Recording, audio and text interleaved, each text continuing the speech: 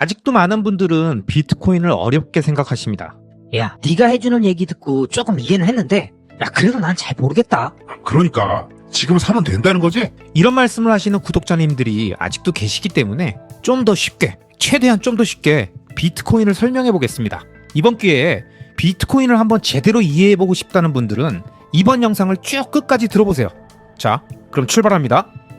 여러분, 우리는 2020년대를 살고 있습니다. 그리고 이 영상을 보시는 모든 분들은 이미 태어났을 때부터 아주 당연하게 종이로 된 돈을 사용했고, 그걸로 과자도 사 먹고 장난감도 사고 은행에 맡겨놓으면 이자도 주니까 그 이자 붙는 재미로 저축을 하기도 했죠.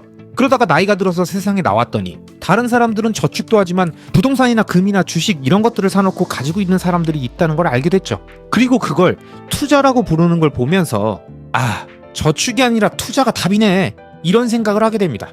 그런데 여러분, 한번 생각해 보셨습니까? 은행은 왜 자신한테 맡기면 우리한테 이자를 줬을까요? 사람들은 왜 종이로 된 돈을 부동산이나 금이나 주식으로 바꿔서 가지고 있었을까요? 그리고 좋은 부동산과 금, 좋은 기업의 주식은 왜 계속 가격이 올랐을까요? 더 근본적으로 가격이 오른다는 건 무슨 의미일까요? 제가 이런 질문을 드리면 대부분 이렇게 답하십니다. 야, 좋으니까 오르는 거지. 사람들이 너도 나도 살려고 하니까 오르는 거 아니야? 그러니까 이런 사람들의 가격에 반응하고 오르는 게 더 좋아 보이는 심리 말고 그 기저에 있는 가격이 오르는 핵심이 뭐냐고요. 제가 말씀드리겠습니다. 핵심은 가격이 오른 게 아닙니다. 가격이 오른 게 아니라 화폐 가치가 떨어진 겁니다. 기본적으로 부동산이나 주식이나 금의 가치가 높아진 게 아니라 그걸 살 때 필요했던 돈이 곧 가격인데 정부에서 돈을 계속 찍어내니까, 그렇게 이 세상에 풀린 돈의 양이 많아지니까 그 많아진 돈의 양에 맞춰서 가격이 재조정되면서 비싸진 거라는 거예요. 즉, 정부는 종이로 된 돈을 계속 찍어내서 국민들로부터 더 세금을 걷거나 자산을 몰수하지 않아도 아주 자연스럽게 자신들이 필요한 종이돈을 확보하고, 그 결과로 떨어진 돈의 가치만큼 원래 돈을 가지고 있던 모든 국민들이 엠빵으로 손해를 보는 구조인 거죠. 그러니까 이런 구조와 위정자들의 행태가 계속 반복된다는 걸 알고 있는 사람들은 결국 시간이 지나도 가치가 떨어지지 않을 거라고 생각하는 자산을 찾아서 그 자산을 종이돈을 주고 매수해서 오랫동안 보유하고 있는 겁니다. 왜? 자신의 부를 지켜야 하니까요. 계속 찍어내는 종이돈으로부터 점점 흔해지는 그 종이돈으로부터 현재까지 자신이 모은 부를 안전하게 보관해서 미래로 보내야 하니까 더 이상 만들어낼 수 없어 희소하고, 많은 사람들이 가치가 있다고 믿고 있고 쉽게 대체할 수 없는 진입장벽을 갖고 있는 그런 자산을 계속 모아가는 겁니다. 그리고 그렇게 시간이 지나면 지날수록 그들의 예상처럼 인류 역사상 수없이 반복되었던 역사 속의 진리처럼 화폐의 가치는 점점 떨어지고 좋은 자산의 가격은 떨어진 화폐에 비례해서 계속 오르는 거죠. 여기까지가 우리가 살고 있는 세상에서 화폐가 무슨 역할을 하고 있고, 정부는 어떻게 자신들이 원하는 돈을 만들고, 그 대가로 국민들이 감당해야 할 피해는 무엇이며 그 함정에서 빠져나가기 위해서 무엇을 해야 하는지를 아주 쉽게 순차적으로 설명해 봤습니다. 자, 그럼 우리는 좋은 자산의 가격이 오른다는 게 무슨 의미인지 이제 대충 이해는 됐을 테니까 좋은 자산만 계속 모아가면 되겠다고 생각할 텐데, 이 사람의 생각이라는 게 여기까지 눈을 뜨고 깨닫게 되면 또 다른 고민이나 걱정이 자연스럽게 든다는 거죠. 예를 들면 이런 겁니다. 아니, 근데 부동산을 내가 샀는데 정부가 인정 안 하거나 뺏어가면 어떡하지? 전쟁이 갑자기 일어나서 피난을 가야 하면 그럼 내 부동산은 무슨 의미가 있는 거야? 아니, 내가 위대한 기업을 발견해서 주식을 샀는데 알고 보니까 그 기업이 분식 해결을 했고 모두를 속이는 불법적인 일을 하고 있었다면 이거 어떻게 되는 거지? 그게 지금까지는 채굴량 일정에서 희소성을 잘 유지했는데, 최근 이슈가 되고 있는 랩 다이아몬드처럼 인간이 만들 수 있게 기술이 발전하거나 우주 탐사가 되면서 지구 주변 행성에서 금을 채굴하기 시작하면 어떻게 되는 거지? 이런저런 생각이 들기 시작하실 겁니다. 그리고 이런 의구심들을 해결하기 위해선 우린 무조건 결국 마지막엔 누군가를 믿을 수밖에 없습니다. 부동산 등기를 끝까지 인정해준다고 정부를 믿어야 하고, 그 기업은 정직하고 건전한 성장을 하고 있다고 그 기업의 CEO와 임원진을 믿어야 하고, 금은 더 이상 채굴량이 늘지 않을 거라고 과학기술의 한계를 믿어야 되고, 사람들의 금에 대한 수요와 믿음은 영원할 거라며 인간의 마음을 믿어야 하는 거죠. 그런데 이 위에 나열한 것들을 완벽히 믿을 수 있다면 애초부터 돈을 무한정 찍어내는 화폐 가치의 하락은 일어나지 않았을 겁니다. 각국 정부는 그런 일이 없을 거라고 하고, 국민들의 연금은 문제가 없을 거라고 하고, 전쟁은 일어나지 않을 거라고 하고, 기업은 윤리 경영을 하고 있다고 매번 말하지만 어떤 나라는 이런 룰을 마음대로 바꾸고 세금 제도를 마음대로 개편하고 국민들의 계좌를 동결시키기도 하고 어떤 기업은 자기 마음대로 알짜 사업부를 분할해서 상장하고 주식 발행량을 마음대로 늘리고 분식회계를 하면서 돈을 빼돌리고 인도 같은 나라에서는 가짜금이 판을 치고 지금도 끝없이 우주에서는 금이 매장된 행성을 찾고 있는데 이 모든 것들은 지금과 동일할 거라는 그 무언가를 향한 맹목적인 믿음을 가져야 한다는 게 너무나도 찝찝하고 불안하고 신뢰할 수 없는 사람들은 이렇게 누군가를 믿지 않아도 되고 누군가에 의해서 조작되거나 변형될 수 없는 그런 가치 있는 무언가가 있었으면 좋겠다는 생각을 아주 자연스럽게 하게 되었다는 거죠. 그러니까 아주 오래전부터 이에 대한 연구들이 각 분야에서 일어나고 있다가 때마침 2008년 금융위기가 오면서 각국 정부가 그동안 돈 풀기와는 비교가 되지 않을 정도로 많은 금액을 끝없이 진행하며 화폐 가치가 떨어지는 걸 보며 사토시 나카모토라는 개인인지 단체인지 알 수 없는 누군가가 현존하는 최고의 암호화 기술과 그 누구도 신뢰하지 않고도 신뢰를 가질 수 있도록 중앙화된 누군가에 의해서 운영되는 방식이 아닌 전 세계 수많은 참여자 모두에게 권한이 분산된 방식으로 관리되고 운영되는 블록체인 기술을 적용한 다음 마지막으로 누군가의 압력이나 독점자, 절대자의 등장으로 언제든 마음대로 법칙을 바꿀 수 없도록 개발 초기부터 컴퓨터 코드대로 움직이고 실행되는 시스템을 만들어서 이 시스템을 통해 기존 종이화폐가 아닌 디지털화된 화폐 시스템을 만든 게 바로 비트코인입니다. 즉 비트코인은 기본적으로 이 세상에 존재하는 그 누구도 믿지 않으면서 인간의 이기심과 경쟁심 그리고 좋은 걸 갖고 싶은 소유욕과 자신의 부를 안전하게 미래로 보내고 싶은 인류 역사의 태초부터 존재한 욕망을 불변하는 코드로 만들어 시스템으로 구축한 겁니다. 그리고 여기에 적용된 암호화 기술과 일명 블록체인이라고 부르는 분산화된 디지털 금융장부 기술은 비트코인이 존재하기 이전부터 이미 존재하던 기술이었고 이렇게 검증되어 있던 기술들을 연준과 한국은행 같은 중앙관료가 인위적으로 판단하고 마음대로 정책을 바꾸는 발권력과 통화량 조절 기능을 누구도 바꿀 수 없는 확정된 통화량 공급 정책에 맞춰 코드로 만들어 고정시킨다는 아이디어와 함께 엮어 시스템을 완성함으로써 비트코인 이전엔 전혀 존재하지 않았고 그 누구도 완성하지 못했으며 몇 차례 유사한 시도가 있었지만 창시자가 정부로부터 공격받거나 신뢰 시스템의 결함을 갖고 있어 실패했었던 모든 인류가 갈망하는 이론적으로 완벽한 화폐 시스템을 비트코인이 등장하며 완성시킨 겁니다. 물론 처음에 당연히 사람들은 안 믿었고 소수의 사람들을 제외하고는 대부분 관심도 없었죠. 그 관심 없는 사람들 중엔 미국 정부도 포함해서 대부분의 국가와 국민들, 이 세상에 존재하는 모두가 해당됐죠. 이게 굉장히 중요한 이유가 비트코인은 이론적으로 완벽한 구조를 갖췄지만 화폐 시스템의 핵심은 신뢰이기 때문에 이 시스템의 가치를 알아보고 직접 사용해보고 거래와 교환의 수단으로 써보면서 이것이 가치 있다고 믿는 사람들이 긴 시간을 두고 계속 늘어나야만 의미가 있는데 미국 정부를 비롯해 대부분의 국가와 국민들은 비트코인이 등장했던 초반엔 다 관심이 없었기 때문에 비트코인은 자연스럽게 천천히 사토시 나카모토의 의도대로 전 세계로 퍼지고 비트코인 네트워크 운영의 기틀인 채굴자와 노드 운영자라는 분산화된 컴퓨팅 파워를 공급하는 사람들이 생겨나고 그 컴퓨팅 파워를 통해서 운영되는 네트워크를 통해서 비트코인을 교환하며 그것이 가치 있다고 생각하는 보유자들이 생겨나기 시작하면서 비트코인은 2011년에 처음으로 1달러를 넘으며 드디어 이 세상에 가치물로 등장하기 시작한 겁니다. 그리고 그렇게 확산된 초기 구간이 지난 이후엔 그 어떤 국가도 막을 수 없는 상황이 된 거죠. 왜냐?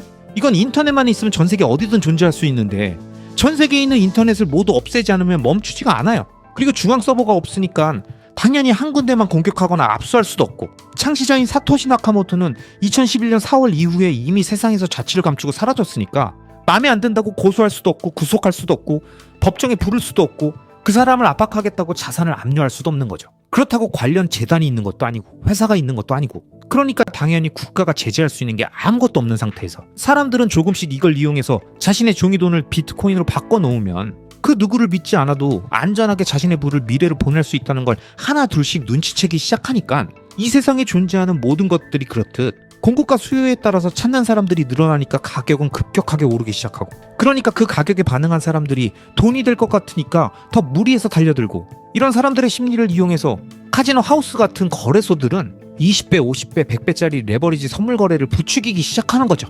그렇게 비트코인의 본질과는 전혀 관계없는 가격의 급등과 급락이 반복되면서 지금까지 오게 된 겁니다.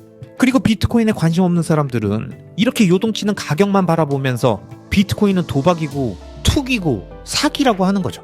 그리고 비트코인 대충 이해한 사람들은 이런 가격적 흐름이 앞으로도 계속될 것 같고 어떻게 하면 잘 활용해 볼 수 있을 것 같으니까 상승장에 와서 급등하면 이 가격에 반응해서 비트코인이 뭔지 왜 중요한지보단 사놓고 있으면 돈이 되냐 안 되냐, 지금 대출 왕창 땡겨서 사놔야 되는 거 아니냐, 자꾸 이런 얘기들만 하는 거죠.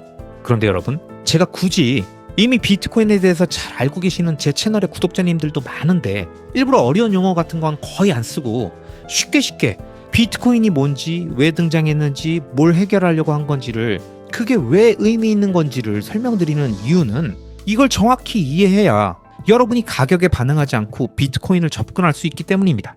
아마 이 영상을 앞으로도 계속 누군가는 보시게 될 텐데, 그리고 이 영상 말고도 비트코인 관련 수많은 영상들이 떴을 텐데, 적어도 이 영상을 보고 계신 여러분은 과거에 저나 수많은 비트코이너들이 알트코인부터 시작해서 이것저것 해보면서 돈도 꼬라박고 실패도 하고 비트코인도 털리면서 배운 시행착오들을 모두 다 건너뛰고 가장 기본이 되는 종류의 영상에 접근하신 행운아라고 과감히 말씀드립니다. 이 영상에서 제가 설명드린 비트코인의 가장 중요한 개념을 살짝이라도 이해하고 단기적인 가격에 반응하지 않고 비트코인의 본질을 좀 더 알고 싶고 이해하고 싶다는 생각이 드신 분들은, 정말 보통 사람들은 최소 2-3년 까먹고 도달할 수 있는 위치에 운 좋게 오신 거라니까요. 그 행운을 잘 이용해서 제 채널에 있는 비트코인 관련 영상들은 물론이고 더 깊고 심오하고 본질적인 비트코인 관련 영상들을 설명해주는 수많은 비트코인 온리 채널들이 유튜브에도 존재하고 있습니다. 그 채널들의 영상들도 한번 보시면서 비트코인이 정확하게 뭐고 왜 중요하고 앞으로 나는 어떻게 비트코인을 다루고 활용하면서 내 인생을 설계해 나갈 것인가를 꼭꼭 정립해 보시기 바랍니다. 그리고 마지막으로 높아심에서 다시 한번 말씀드립니다. 첫째, 비트코인은 비트코인만 비트코인입니다. 다른 수많은 알트코인은 비트코인이 아닙니다. 자기도 비트코인이 될 수 있다고 우기는 건 그냥 우기는 거예요. 무시하시면 됩니다.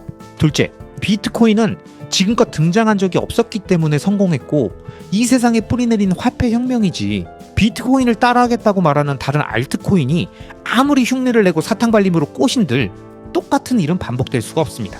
왜냐? 이 세상 모든 사람들이 다 눈치챘거든요, 이젠. 셋째, 비트코인은 변동성이 크기 때문에 절대 트레이딩으로 접근하지 마시고 무조건 적립식으로 모아가셔야 합니다. 그렇지 않고 사팔사팔하거나 한 방을 노리고 타이밍 매매를 하는 모든 사람들은 먼 미래에 과거의 자신의 행동을 엄청나게 후회하게 되어 있습니다.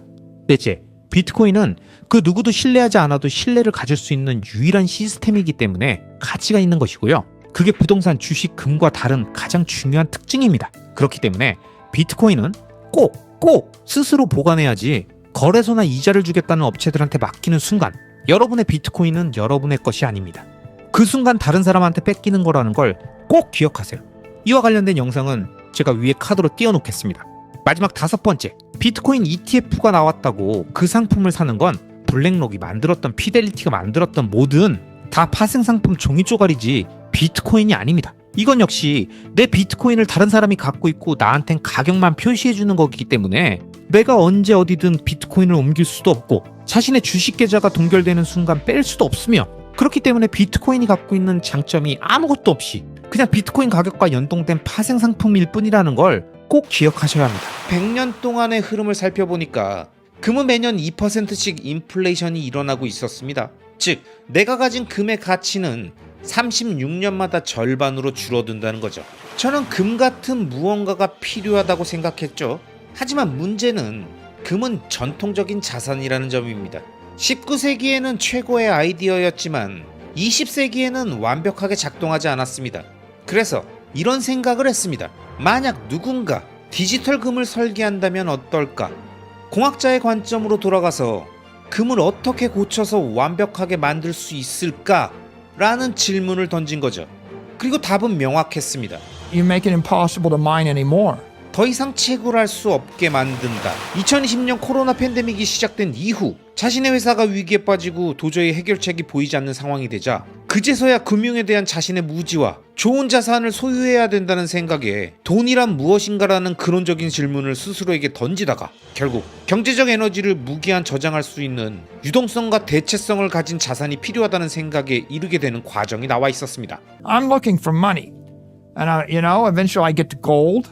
저는 돈을 찾고 있었고 결국 금으로 생각이 이어졌습니다.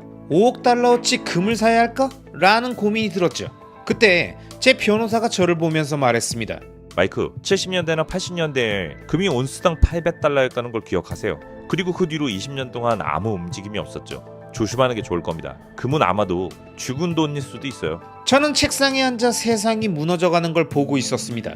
월가 사람들은 부자가 되어가는데 CNBC의 패널들은 제 멘탈 긁는 소리들만 하고 있었죠. 마이애미 비치를 내다보니까 콜린스 애비뉴에는 차가 한 대도 없었습니다. 그걸 보니까 개짜증이 났습니다. 집 뒷마당에는 새가 82마리 있었는데 그들은 땅을 파며 벌레를 찾고 있었습니다. 마이애미 비치의 모든 식당이 문을 닫으니까 그 새들에게 먹이를 주던 사람들도 없어진 거죠. 저는 인류가 다시 석기 시대로 돌아가는 걸 보는 듯 했습니다. 말 그대로 퇴행이었죠. 그때 저는 수영장을 바라보다가 함께 있던 친구인 에릭을 향해서 이렇게 말했습니다. Tell me about that Bitcoin thing again. 에릭, 옛날에 말했던 비트코인 얘기 좀 다시 해줘봐. 에릭은 암호화폐 사업가였고 디지털 자산에 투자해온 사람이었습니다. 하지만 저는 2018년에 그를 무시했었죠. 그거 그냥 곧 무너질 사기 코인일 거야. 그땐 그렇게 생각했습니다. 그런데 누구나 위기를 맞으면 태도가 바뀝니다. 만약 제가 당신에게 앞으로 6개월밖에 못 삽니다 라고 말한다면 당신도 치료법을 찾아 나설 겁니다. 그쵸? 그리고 제가 이렇게 말한다고 생각해보세요. 앞으로 6개월 안에 당신이 살고 있는 캐나다에서 가지고 있는 모든 자산이 몰수될 겁니다. 진짜 그럴 가능성이 있다면 당신은 당연히 어떻게 돈을 캐나다 밖으로 빼낼까 이걸 엄청나게 고민하게 되겠죠. 이미 그런 생각을 해본 적이 있습니다. 그런데 그건 지난 20년 동안은 전혀 우선순위가 아니었을 겁니다. 위기가 닥쳐야 비로소 생각하게 되니까요. 그래서 저는 다시 에릭에게 말했습니다. 그 비트코인 얘기 다시 해줘. 그가 설명을 시작했고 저는 이걸 더 알아보려면 어떻게 해야 할까 라는 생각이 들었습니다. 에릭이 말했죠. 그럼 팟캐스트를 좀 찾아봐. 그리고 유튜브라면 배우고 싶은 건 뭐든 다 배울 수 있잖아. 물론 저도 이미 유튜브에서 많은 걸 배웠었습니다. 조던 당신에게서도 식단, 케토제닉 다이어트, 카니보어 다이어트, 그리고 음식 정치와 심리학에 대해서 많은 걸 배웠죠. 그래서 그때 저는 암호화폐를 본격적으로 공부하기 시작했습니다. 빠르게, 집중적으로 시청했고 안드레아스 안토노플로스의 강연을 많이 봤습니다. 초기 암호화폐 개발자들의 팟캐스트를 전부 찾아보고 관련 책을 찾기 시작했죠. 그리고 비트코인 스탠다드를 읽었습니다. 그렇게 저는 소위 토끼굴 속으로 끌려 들어갔습니다. 그리고 결론을 내렸죠. 해답은 비주권적 가치 저장 수단이며 그 중에서 역사적으로 금이 가장 뛰어난 형태였다는 겁니다. 하지만 저는 엔지니어의 시각을 적용했습니다. 위대한 SF 소설 작가인 하인라인이라면 어떻게 생각했을까 하고 말이죠. 그리고 이렇게 스스로에게 질문했습니다. 충분히 긴 시간 축에서 금의 손실률은 어떻게 될까?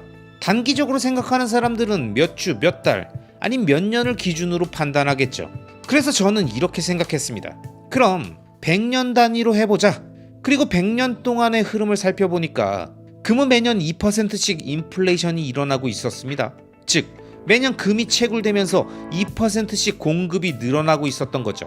이 비율로 따지면 금의 가치가 반감되는 시기는 약 36년이었습니다. 즉 내가 가진 금의 가치는 36년마다 절반으로 줄어든다는 거죠. 그렇다면 100년 동안은 3번의 반감기가 일어나고 결국 시작할 때 100이었던 가치가 12.5로 줄어드는 겁니다. 잠깐만요. 그 부분을 조금 더 자세하게 설명해 주시겠습니까? 금에서 어떻게 그런 일이 발생하는 거죠? Say you owned 100% of the supply of gold. 예를 들어 설명해 보겠습니다. 올해 금의 전체 공급량을 제가 100% 다 가지고 있다고 가정해 보죠. 하지만 매년 금강에서 새로운 금이 나오면서 전체 공급이 2%씩 늘어나죠. 이게 복리로 작용하면서 36년이면 금의 공급이 2배가 됩니다. 그럼 제 몫은 100%에서 50%로 줄어들고 72년이 되면 다시 절반인 25%로 줄어드는 시기죠. 그러니까 100년이 지나면 제 몫은 12.5%밖에 남지 않습니다. 이해했습니다. 즉 금의 희소성이 유지되는 게 아니라 시간이 지날수록 자신의 지분이 줄어드는 거군요. 맞습니다. 금은 흔히 사운드머니라고 불리고 오스트리아 경제학파에서도 가장 우수한 화폐라고 평가받았지만 완벽한 화폐는 아닙니다. 역사적으로 근본이제 시대에 물가가 안정됐던 이유는 금이 매년 약 2%씩 늘어나고 경제 또한 연평균 2% 정도 성장했기 때문입니다. 즉 상품과 서비스의 생산량이 화폐 공급과 같은 속도로 늘어났기 때문에 물가는 일정하게 유지될 수 있었다는 거죠. 근데 만약 화폐 공급이 완전히 고정되어 있는데 경제가 2% 성장한다면 물가는 매년 2%씩 떨어지게 되겠죠. In technology, when you look at technical products where 그런데 만약 예를 들어 기술 분야에서 생산성이 매년 10%, 20%씩 빠르게 성장한다면 근본 이제 세상에서는 가격이 엄청나게 빠르게 떨어졌을 겁니다. 결국 경제에서는 항상 생산성과 화폐 공급 사이에 일종의 경주가 벌어지고 있는 셈이죠. 예를 들어 어떤 제품의 가격을 매년 20%씩 낮출 수 있다면 화폐를 10%씩 늘려도 그 제품의 가격은 여전히 10%씩 하락할 겁니다. 그런데 만약 화폐 공급을 늘리지 않는다면, 즉 인플레이션을 만들지 않는다면 가격은 20%씩 계속 떨어지게 된다는 거죠. 그래서 금을 다시 살펴봤습니다. 저는 금 같은 무언가가 필요하다고 생각했죠. 하지만 문제는 금은 전통적인 자산이라는 점입니다. 19세기에는 최고의 아이디어였지만 20세기에는 완벽하게 작동하지 않았습니다. 그래서 이런 생각을 했습니다. 만약 누군가 디지털 금을 설계한다면 어떨까? 공학자의 관점으로 돌아가서 금을 어떻게 고쳐서 완벽하게 만들 수 있을까? 라는 질문을 던진 거죠. 그리고 답은 명확했습니다. you make it impossible to mine anymore. 더 이상 채굴할 수 없게 만든다. 여기서부터는 약간 신학적인 비유를 써보겠습니다. 만약 신이 내려와서 금을 고쳐준다면 어떻게 더 완벽하게 만들 수 있을까요? 첫째, 더 이상 새로운 금을 만들 수 없게 합니다. 둘째, 무게조차 없게 해서 들고 다니기 쉽게 하는 거죠. 셋째, 마법처럼 지구 어디든 순간이동이 가능하게 하는 겁니다. 그리고 신이 이렇게 말한다고 상상해보세요. 나는 2100만 개의 금화를 만들겠다. 그 이름은 갓코인이라고 하자. 나는 이 코인을 하늘에 있는 은행에 보관할 거고 너희는 그것을 1억분의 1로 나눌 수 있다. 그 단위를 사토시라고 부르자. 그리고 나는 너희가 언제든 누구에게든 빛의 속도로 즉시 전송할 수 있게 해주겠다. 나는 거래 장부를 항상 기록할 거고 결코 속이지 않을 것이며 이 시스템은 영원히 무료로 운영되리라. 만약 신이 이런 신성한 은행을 제공한다면, 특히 아르헨티나에 살고 있는 사람이라면 이걸 얼마나 절실하게 원할까요? 아르헨티나 페소는 지난 20년 동안 1달러 1000페소로 가치가 붕괴했습니다. 그리고 지난 한 세기 동안 이런 붕괴가 5번이나 반복됐습니다. 러시아도 마찬가지였습니다. 브라질도 마찬가지였고요. 불과 20년 전 일입니다.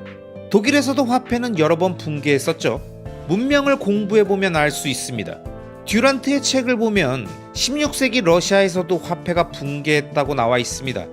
로마 제국 시절에도 마찬가지였죠. 이건 상당히 현실적인 생애 주기의 위험입니다. 사실 인류 역사 내내 대부분의 정치 체제에서 화폐는 평균적으로 30에서 40년마다 붕괴했습니다.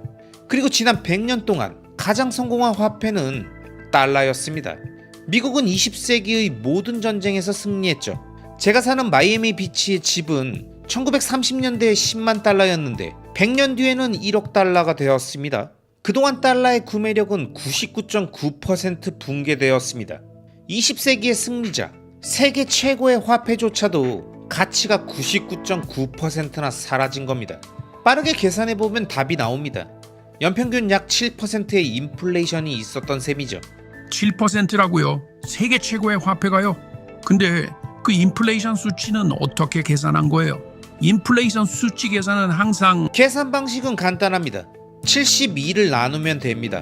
72를 7로 나누면 대략 10이 나오죠. 이 말은 10년마다 돈의 가치가 반으로 줄어들거나 가격이 2배가 된다는 뜻입니다. 결국 문제는 이 돈의 반감기를 무엇을 기준으로 보느냐는 겁니다. 어떤 물가 바스켓에 대입해서 계산하느냐가 핵심인 거죠. 맞습니다. 그리고 거기엔 속임수가 숨어 있죠. 그게 바로 핵심이죠. 왜냐면 늘 무엇을 기준으로 잡느냐가 문제거든요. 정부가 인플레이션을 계산할 때는 소비재를 모아서 시장 바스켓을 만듭니다. 그리고 그걸 기준으로 물가 상승률을 측정하죠. 근데 문제는 그 바스켓 안에 들어가는 품목들을 계속 바꾼다는 겁니다. 이걸 헤도닉 조정이라고 부릅니다. 예를 들어 제가 계속 돈을 찍어내면서 가격이 잘 안 오를 만한 물건들만 골라서 바스켓에 계속 넣는다고 생각해 보세요. 그러면 겉으로는 물가가 별로 안 오른 것처럼 보이겠죠? 마치 이런 겁니다. 제가 유기농 목초 사육 소고기 같은 건 싹 빼버리고 대신 값이 잘 안 오르는 물건들만 바스켓 안에 넣어버린다는 거죠. 여러분, 이번 영상에서 마이클 세일러는 자신의 구매력을 잘 보존해줄 수 있는 우수한 가치 저장 수단으로서 인류 역사 속에서 가장 많이 사용되어 왔던 금의 특성들을 언급하며 금을 더 좋은 돈, 더 좋은 가치 저장 수단으로 만들려면 어떤 것들이 필요한지 설명하고 있죠. 그러면서 신이 이 세상에 내려와서 금을 더 완벽하게 고쳐준다면 더 이상 새로운 금을 추가로 만들 수 없게 총 공급량을 고정시켜주고 무게조차 없게 만들어주고 전 세계 어디로든 순간이동이 가능하게 해서 극한의 휴대성과 가치 이동이 가능하게 만들어주면 된다고 하는 거죠. 근데 이렇게 금을 고치면 이건 뭐가 되는 겁니까? 이게 바로 비트코인이잖아요. 그죠? 그렇기 때문에 비트코인이 진짜 돈, 완벽한 가치 저장 수단이자 미래의 화폐라고 말하는 겁니다. 새로운 돈은 매년 만들어지고 그 돈은 모두에게 똑같이 가지 않습니다. 가장 먼저 접근할 수 있는 곳, 금융 시스템과 가까운 곳, 자산을 이미 가지고 있는 사람들에게 그 돈은 가장 먼저 갑니다. 그리고 그 결과는 집값, 주식, 각종 금융 상품들의 자산 가격 상승으로 나타나죠. 저는 그동안 모든 증상을 취재하고 있었어요. 사람들이 왜 이렇게 힘든지, 왜 집을 못 사고, 왜 의료비와 교육비를 감당하지 못하게 되는지. 그런데 진짜 문제는 시스템 그 자체였습니다. 돈의 독점 구조가 이 모든 부작용을 만들고 있었던 거죠.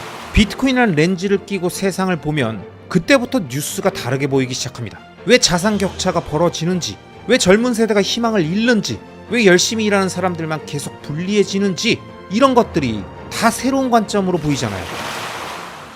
여러분, 혹시 이런 생각 해보신 적이 있으신가요? 나는 분명히 부모 세대보다 더 오래 일하고 더 많이 공부했고 훨씬 더 많은 정보들을 알고 있는데 왜 내 삶은 더 불안해졌을까? 우리 부모님은 한 사람 월급으로도 집도 샀는데 우리는 왜 두 사람이 벌어도 서울에 집 사는 게 불가능하고, 그래서 열심히 저축하면 저축할수록 왜 자꾸 마음은 더 조급해지는 걸까? 이런 생각이요. 그리고 우리가 이런 생각을 할 땐 주변 사람들은 보통 이렇게 말하죠. 야, 요즘 세상이 원래 그래. 인플레이션은 어쩔 수 없다니까? 네가 아직 부족하니까 그렇지. 더 빡시게 일해. 그냥 달려. 그런데 만약 이게 여러분들의 문제가 아니라 돈 자체의 문제라면 어떨까요? 그러니까 여러분의 자질이나 태도, 생활 습관 이런 게 문제가 아니라 그 진짜 원인이 따로 있다면요. 실제로 수많은 비트코이너, 비트맥시들은 그 원인을 현재 망가진 화폐 시스템이라고 말합니다. 그래서 마이클 세일러는 미친듯이 오르는 화폐 인플레이션을 방어하기 위해서 미친듯이 일하는 건 노예의 길과 다름없다고 했었죠. 그리고 이번 영상은 바로 그 질문에서 출발하는 책, 모두를 위한 비트코인, 이 이야기를 여러분들께 들려드리려고 합니다. 이 책을 쓴 사람은 나탈리 브루넬입니다. 구독자님들께서는 이름이 낯설 수도 있는데요. 사실 이 사람은 원래 비트코인 유튜버도 아니고 트레이더도 아니고 테크 업계 출신도 아닙니다. 이분은 탐사 전문 저널리스트 출신이에요. 공공부패, 생활비 폭등, 금융 불평등 같은 것들을 취재하던 기자였습니다. 아마 많은 구독자님들은 얼굴 보시고 어떤 채널에서 사회 보는 거 봤는데? 어디선가 봤는데? 아마 이런 식으로 다양한 비트코인 행사나 팟캐스트, 영상에서 나탈리를 자주 보셨을 겁니다. 그런데 사실 어려서부터 무난하게 살았을 것 같은 이 사람의 인생은 생각보다 평탄하지 않았다고 합니다. 부모님이 2008년 금융위기로 집을 잃고 파산을 신청하게 되고 가족들은 거의 바닥까지 내려가는 경험을 했었다고 하죠. 그리고 그와 관련된 얘기를 비트맥시인 프레스턴 PC 채널에서 나탈리가 했었던 이야기로 대신해 보겠습니다. Well, you described it. I mean, rug pull is exactly. 부모님은 모든 규칙을 다 지켰어요. 그런데 갑자기 파산을 신청해야 했죠. 그건 정말 말 그대로 러그풀 같은 거였습니다. 수백만 미국인들이 똑같이 겪은 일이었죠. 그때 이 사람이 느낀 감정은 이건 개인의 실패가 아니다. 이건 뭔가 구조적으로 잘못되어 있다. 이런 거였을 겁니다. 그래서 월가를 점령하라 시위에도 공감했고 탐욕스러운 금융 시스템을 비판했고 작은 사람들의 편에 서서 기사를 쓰는 기자의 길을 선택합니다. 그런데 아이러니하게도 그렇게 10년 넘게 열심히 취재하고 상도 받고 인정도 받았는데 자기의 삶은 나아지지 않았었다고 합니다. 저축도 안 되고 미래는 더 불안해지고 분명히 뭔가 이상하다 이런 감정만 쌓였다는 거죠. 그러다가 나탈리는 2016년쯤 처음으로 비트코인을 접하게 됩니다. 그리고 우리 모두가 그랬듯이 그녀도 처음엔 그냥 투기 자산인 줄 알았답니다. 한번 찔러보는 복권 정도로 생각했다는 거죠. 그런데 나중에 비트코인 관련 책들을 본격적으로 읽기 시작하면서 퍼즐 조각이 맞춰지기 시작합니다. 아, 이게 내가 10년 동안 취재했던 그 문제들의 뿌리였구나, 이런 생각을 하게 된 거죠. I was reporting on all the symptoms and I was interviewing families. 저는 that- 그동안 모든 증상을 취재하고 있었어요. 사람들이 왜 이렇게 힘든지, 왜 집을 못 사고, 왜 의료비와 교육비를 감당하지 못하게 되는지. 그런데 진짜 문제는 시스템 그 자체였습니다. 돈의 독점 구조가 이 모든 부작용을 만들고 있었던 거죠. 그래서 그녀는 안정적인 TV 기자 커리어를 버리고 비트코인 교육 쪽으로 완전히 방향을 틀어버립니다. 여러분, 누구든 처음 비트코인을 접하고 무시하고 폄하하던 시기를 넘기고 비트코인에 놀라고 충격받는 과정이 비슷하게 나타나는 것 같죠? 이 사람도 그러고 우리도 그랬잖아요. 결국 자신의 삶 안에서 계속 끊임없이 던지게 됐던 그 질문, 정말 돈이 제대로 작동하고 있는 걸까? 이 너무 쉬운 질문을 던지고 그걸 의심하게 될 때까지가 얼마나 어렵고 힘든지 다들 아시잖아요. 왜 그러겠어요? 우리는 태어나면서부터 돈이 있는 세상에 살았고, 그러니까 물고기가 자기가 물속에 있는 걸 모르는 것처럼 돈이라는 시스템을 한 번도 의심해보지 않고 살아온 거죠. 열심히 공부하고 성실히 일하고 저축하면 언젠가는 삶이 나아질 거라고 학교에서도 회사에서도 배웠잖아요. 그런데 현실은 어떻습니까? 커피값, 장보기, 병원비, 보험료, 월세까지 같은 돈으로 살 수 있는 게 해마다 점점 줄어들고 있죠. 그런데 더 이상한 건 우리는 더 열심히 일하고 있다는 겁니다. 야근은 늘었고 투잡 쓰리잡도 흔해졌고 이제는 투자 공부까지 하는 게 정상이 된 세상입니다. 그럼에도 대부분의 사람들의 삶은 나아지지 않습니다. 그러니까 사람들은 스스로를 탓합니다. 내가 선택을 잘못했나? 더 공격적으로 투자를 했었어야 했나? 이런저런 생각들을 하죠. 하지만 여러분, 이 책은 여기서 멈춰서 우리들에게 이렇게 묻습니다. 정말 그럴까? 지금의 마음대로 정부가 찍어내는 이 종이돈으로 유지되는 명목화폐 시스템에서는 열심히 일하는 것만으로는 화폐 인플레이션을 절대 따라잡을 수가 없습니다. 왜냐고요? 이 문제는 노동의 문제가 아니라 화폐 구조의 문제니까요. 여러분, 우리는 어릴 때부터 이렇게 배웠죠?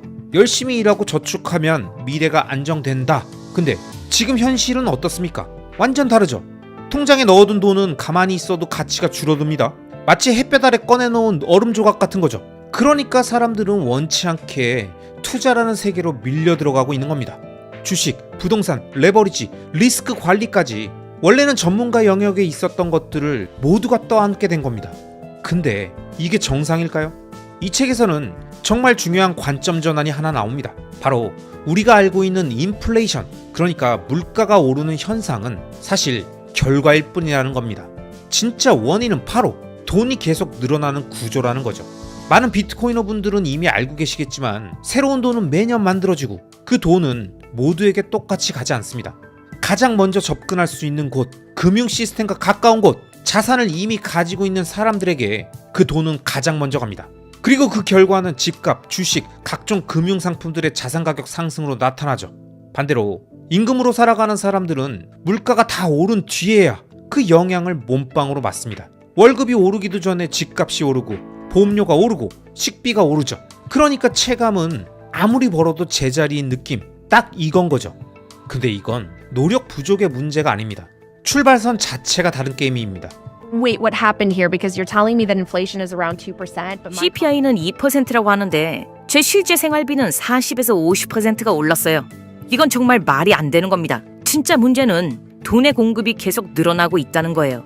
여러분, 보통 비트코인 책들은 기술 설명부터 들어가거나 아니면 가격 얘기부터 하거나 왜 오를 수밖에 없는지부터 얘기를 하죠. 그런데 이 책은 오히려 반대로 갑니다. 비트코인을 거의 맨 마지막에 꺼내줍니다. 대신 왜 우리가 이렇게까지 불안해졌는지, 왜 성실한 사람들이 계속 불리해지는지, 왜 사회 전체가 점점 숨막히게 되는지 이걸 먼저 구조적으로 설명합니다.